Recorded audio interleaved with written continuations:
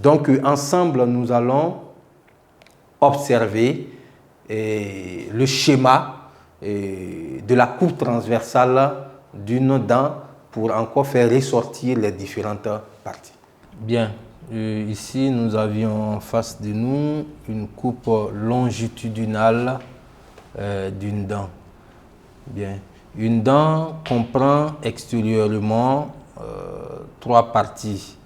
Bon, on ne dirait pas trois parties, deux parties, mais divisées par le collet. Donc nous avons la couronne que l'on voit extérieurement. Voilà, c'est la couleur blanche de la dent. Le collet qui est l'intermédiaire et la racine qui est la partie incrustée dans les alvéoles. Voilà. Donc sur une coupe longitudinale d'une dent, on voit extérieurement, ou du moins de l'extérieur vers l'intérieur, nous avons l'émail. Voilà, cette couche-là. L'émail, la couche en noir. L'émail protégé par la cuticule qui se trouve sur l'émail. Mais maintenant, sous l'émail, nous avons l'ivoire. Voilà, l'ivoire qui est une substance analogue à l'os. C'est une substance qui ressemble à l'os et qui est très riche en sels minéraux. Voilà.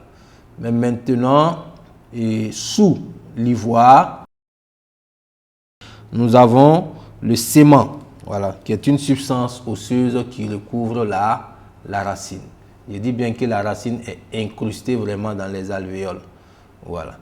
Maintenant, sous l'ivoire encore, vous allez voir la pulpe dentaire. Voilà, c'est ça. C'est ce canal que vous voyez là. Et à l'intérieur de la pulpe dentaire, nous avons les vaisseaux sanguins et les nerfs. Voilà. Si c'était en couleur, le plus souvent les vaisseaux sanguins, c'est coloré en rouge et les nerfs colorés en bleu. Voilà. La présence des nerfs, c'est ce que je disais tantôt.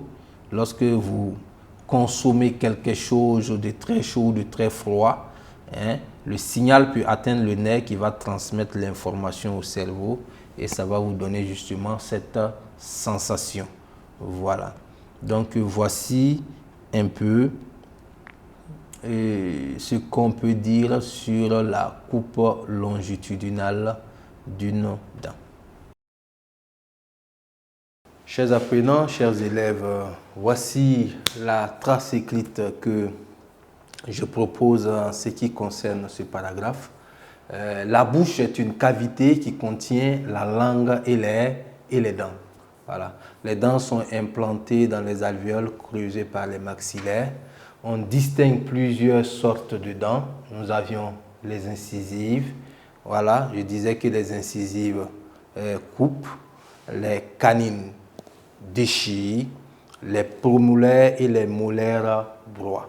Voilà, voici un peu leur rôle. Un homme adulte a 32 dents. Voilà. Un homme adulte a 32 dents. Un enfant a 20 dents. Voilà. Et maintenant, pour avoir ces 32 dents, la dentition définitive ou dentition de l'adulte est précédée de la dentition de lait. Voilà. Si vous vous rappelez, je disais que les premières dents chez l'enfant apparaissent dès l'âge de 6 mois jusqu'à 3 ans. Là, on parle de la dentition de lait jusqu'à 3 ans. Et de 3 ans à 6 ans, justement, l'enfant mène ses activités, l'enfant croît avec cette dentition de lait. Mais à partir de 6 ans déjà, la dentition de lait, les dents qui composent cette dentition commencent justement à tomber et laisser place justement à la dentition définitive. Voilà. Donc la formule dentaire par demi-mâchoire sur l'adulte se compose comme suit: 2 sur 2 incisives, 1 sur 1 canines, 2 sur 2 prémolaires et 3 sur 3 molaires. Je rappelle que sur l'enfant, il n'y a pas de molaires. Voilà. Une dent comprend une couronne et une racine séparée par le collet. Voilà, elle est constituée de l'extérieur vers l'extérieur par une couche d'émail protégée par une cuticule au niveau de la couronne. et de sément au niveau de la racine. Voilà. Une couche plus épaisse d'ivoire. Voilà, une pulpe dentaire et à l'intérieur de la pulpe dentaire, nous avions les vaisseaux sanguins et les nerfs. Je pense que nous avions projeté le schéma de la coupe longitudinale d'une dent. C'est un schéma à reprendre. Hein, vous le réalisez, vous l'annotez, ça permet justement de mémoriser les différentes expressions nouvelles que nous avions fait cas ici.